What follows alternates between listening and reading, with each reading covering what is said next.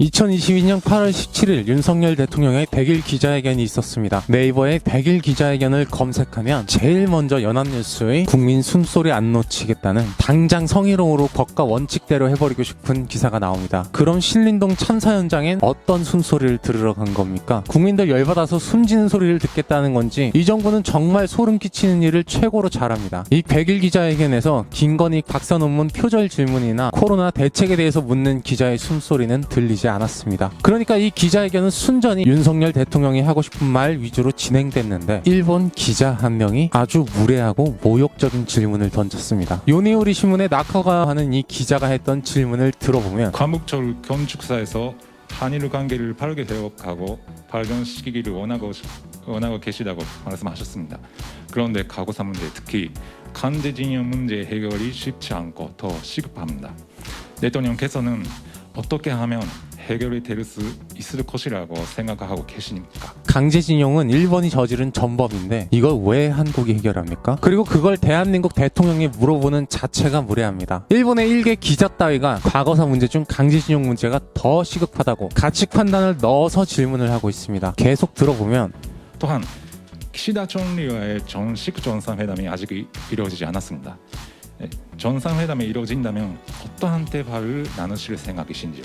질문은 이렇게 끝이 나는데 이것도 굉장히 무례하면서 질문에 가치 판단을 넣었습니다. 이미 나토에서 한미일 정상회담을 가졌었는데 이건 정식 정상회담이 아니라고 한국은 아직 일본과 정식 정상회담을 한 적이 없다는 질문 같은 주장입니다. 그러니까 이 질문의 핵심은 일본이 전번 겸 믹스기 시의 강제징용 문제를 한국 대통령이 알아서 잘 무마해주면 일본 기시다 총리가 정식 정상회담으로 만나주겠다는 겁니다. 이게 단순한 기자의 질문이 아니라는 것은 윤석열 대통령의 대답을 보면 알 수가 있습니다.